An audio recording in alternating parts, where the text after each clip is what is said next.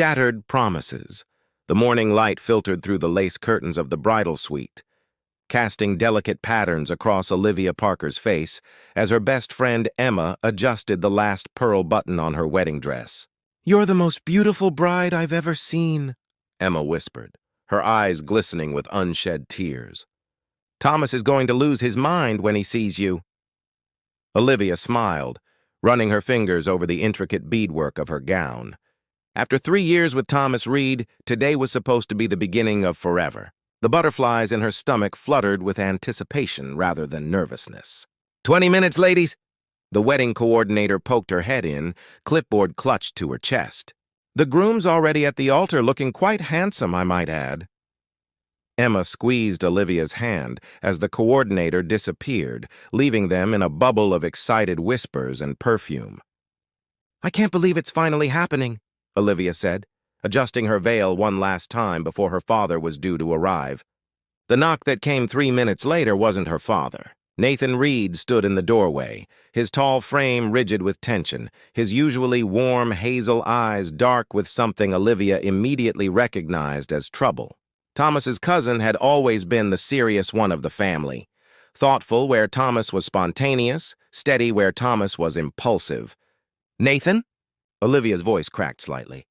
"What's wrong?" He stepped inside, closing the door behind him, his dark suit impeccable, but his expression devastated. "Liv, he started, then stopped, running a hand through his dark hair. "Thomas is gone." The words hung in the air like shattered glass. "What do you mean, gone?" Emma demanded, stepping protectively closer to Olivia. "He left a note at the altar." Nathan pulled a folded piece of paper from his pocket, hesitating before holding it out. "I didn't let anyone else see it. I thought you should be the first." Olivia's hands trembled as she unfolded the paper, her eyes scanning the hastily written words that would unravel her world. "Liv, I can't do this. I thought I was ready, but I'm not. You deserve better than half of someone's heart. I'm sorry." The room began to spin as Emma read over her shoulder, gasping. "That absolute bastard?" Olivia felt her knees give way, but before she could collapse, Nathan caught her arms, guiding her to sit on the nearby chaise lounge. His touch was gentle, his face a mask of controlled anger and genuine concern. "The guests?" Olivia managed to ask, her voice hollow. "My parents are telling them now," Nathan said quietly. "I volunteered to come to you first." A sob finally broke free from Olivia's chest. 3 years of love, of planning their future, of believing in someone, all of it a lie. And now 200 people were sitting in the church garden, witnessing her humiliation. "I can't face them," she whispered, tears streaming down her face. "I can't. You don't have to," Nathan said firmly. "My car's around back. We can leave right now. No explanations, no goodbyes." Emma nodded vigorously. "He's right, Liv. Let's get you out of here." Within minutes, Nathan had orchestrated their escape, leading Olivia through the back corridors of the venue while Emma gathered her essentials. When they reached his car, he wrapped his suit jacket around Olivia's shoulders, shielding her wedding dress from curious onlookers. As they drove away from what should have been the happiest day of her life, Olivia stared blankly out the window, her engagement ring heavy on her finger. "Where to?" Nathan asked softly. "Anywhere but here," she replied, removing the ring and dropping it into the console between them. What Olivia didn't see was the way Nathan glanced at her, with compassion, with admiration for her dignity even in devastation, and with something deeper he had hidden for 3 long years. In the rearview mirror, the church spires disappeared into the distance, taking with them the future she had planned and leaving only uncertainty ahead. Healing wounds. Autumn leaves scattered across the path as Olivia Parker made her way through Lincoln Park, camera in hand. 3 months had passed since her wedding, that wasn't, and photography, once just a hobby, had become her sanctuary. Through her lens, the world remained beautiful, even when her heart still felt fractured. "That's an interesting angle," came a familiar voice. Olivia looked up to find Nathan Reed standing a few feet away, holding 2 coffee cups. His tall frame was bundled against the October chill, his hazel eyes warmer than the beverage he offered her. I was in the neighborhood, he explained, as if they hadn't begun meeting like this every Saturday for the past month. Thought you might need caffeine for your creative process. Olivia accepted the cup gratefully. You remembered the cinnamon? Of course, he replied with a small smile. I'm very observant. Their routine had started innocently enough, Nathan checking on her after handling most of the wedding aftermath. He'd returned gifts, canceled vendors, and somehow shielded her from the worst of the gossip. What began as occasional texts evolved into weekly walks, then twice-weekly dinners, and now these Saturday morning photography excursions. I got an interview for that gallery position, Olivia said, falling into step beside him. The one I never thought I'd apply for? Nathan's face brightened. Liv, that's fantastic. When? Wednesday. I'm terrified. She laughed softly, the sound still unfamiliar to her own ears. Laughter had been rare these past months. You'll be amazing, Nathan said with such conviction that she almost believed him. Your work speaks for itself. They continued walking, the conversation flowing easily between them. Nathan never pushed her to talk about Thomas, never offered empty platitudes about time healing all wounds. Instead, he simply existed alongside her grief, offering steady companionship as she navigated her new reality. As they reached the harbor, Olivia caught Nathan watching her when he thought she wasn't looking.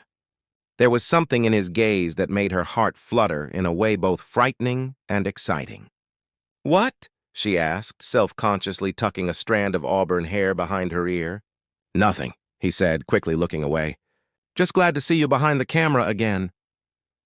Later that evening, after Nathan dropped her home, Olivia found herself scrolling through the day's photographs. Among shots of autumn foliage and lakefront waves, she'd unconsciously captured several of Nathan, his profile as he gazed across the water, his hands gesturing animatedly as he described his latest architectural project, his rare full smile when she'd made a terrible pun about coffee. She paused on one image in particular. Nathan, unaware of the camera, looking at something out of frame with such tenderness it made her breath catch. She'd been a photographer long enough to recognize emotion when she saw it. Her phone buzzed with a text from him. Hope you got some good shots today. Found this place that makes incredible paella, dinner Tuesday? Olivia stared at her phone, realizing with startling clarity that Nathan Reed had somehow become the brightest part of her new life. The thought terrified her almost as much as it comforted her. Sounds perfect, she replied before adding, Thank you for today. For everything. His response came quickly. Always, Liv. No thanks needed. That night, for the first time in months, Olivia fell asleep without tears. Her dreams filled not with what she'd lost, but with possibilities she'd never considered before. Blooming friendship. You're overthinking it, Nathan said, leaning against the doorframe of Olivia's new office at the Lakeside Gallery. 4 months into her position as assistant curator, she was preparing for her first exhibition, featuring local photographers capturing the city's hidden moments. The entire art community will be here tomorrow, Olivia replied, adjusting a frame for the 5th time. Overthinking is mandatory. Nathan crossed the room, gently taking the level from her hands. The exhibition is perfect because you curated it. Now come on, we're celebrating. Celebrating what? The exhibition hasn't opened yet. Celebrating you, he said simply. 6 months ago you thought your life was over. And now look at you, reinventing yourself, pursuing your passion, making this gallery better than it's ever been. Olivia felt warmth spread through her chest at his words. Nathan had this way of seeing her, really seeing her, that made her feel both vulnerable and strong. The restaurant he took her to was intimate without being romantic. At least that's what Olivia told herself as they settled into a corner table illuminated by candlelight. Over plates of handmade pasta and glasses of wine, conversation flowed as easily as it always did between them. I got a call from my mother today, Nathan said, his expression shifting slightly. Thomas is back in Chicago. The name that once caused immediate pain now produced only a dull ache. Oh, Olivia said, setting down her fork. How long has he been back? A week, apparently. He's been staying with my parents. Nathan hesitated. He asked about you. Olivia took a long sip of wine, processing this information. And what did you tell him? That you're doing brilliantly without him, Nathan replied, his voice soft but firm. That he lost the best thing that ever happened to him. Their eyes met across the table, and something electric passed between them. For a moment, Olivia thought Nathan might reach for her hand, but instead, he cleared his throat and changed the subject. Later, as they walked along the lakefront, a light snow began to fall, the first of the season. Olivia tilted her face upward, letting flakes melt against her skin. When she looked at Nathan, she found him watching her with that same expression she'd captured in her photograph months ago. "What?" she asked, just as she had that day. This time, Nathan didn't look away. You know, for someone who sees the world so clearly through a camera lens, you can be remarkably oblivious. Oblivious to what?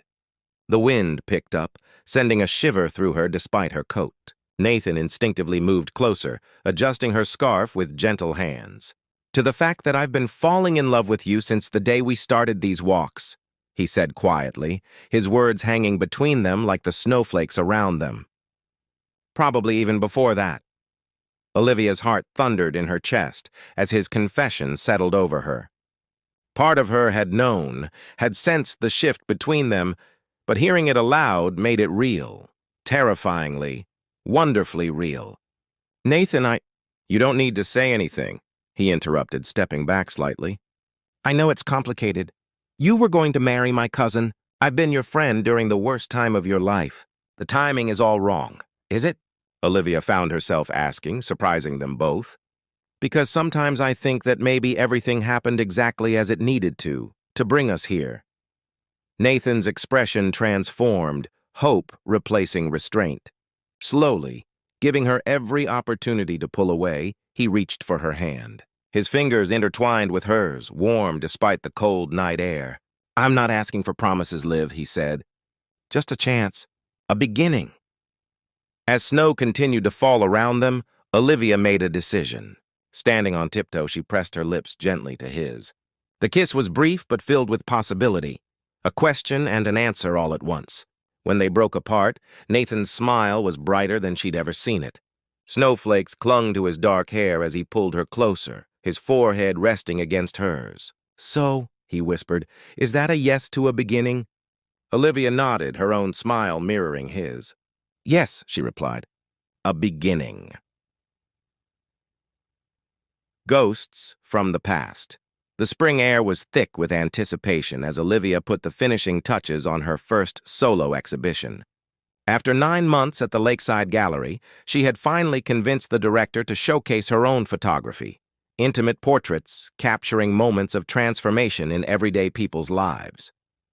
"It's perfect," Nathan said, wrapping his arms around her waist from behind as they surveyed the gallery space.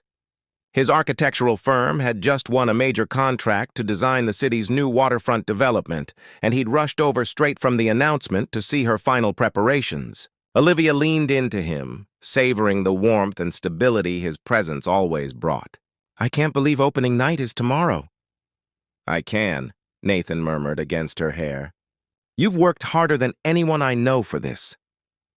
Their relationship had blossomed over the past 3 months, evolving naturally from friendship into something deeper.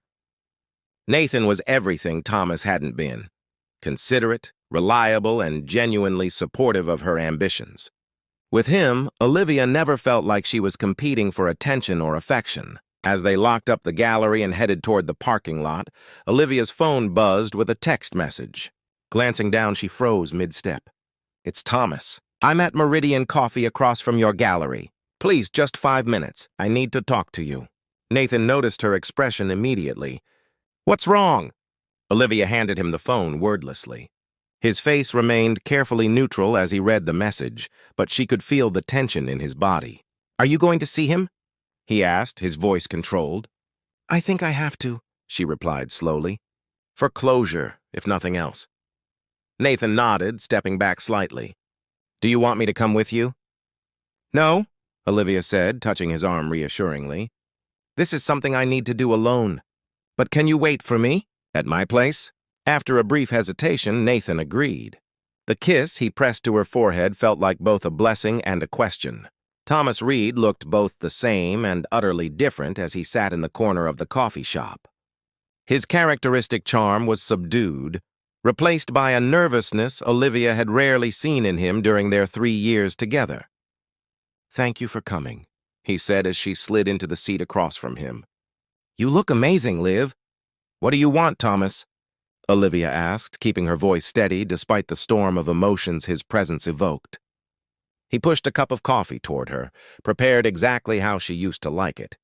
"I've been in Europe," he began, "working through some things, figuring out what I really want." "And that took 9 months?"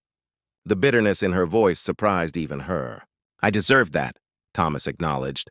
"What I did to you was unforgivable. But Liv leaving that day, it was the biggest mistake of my life."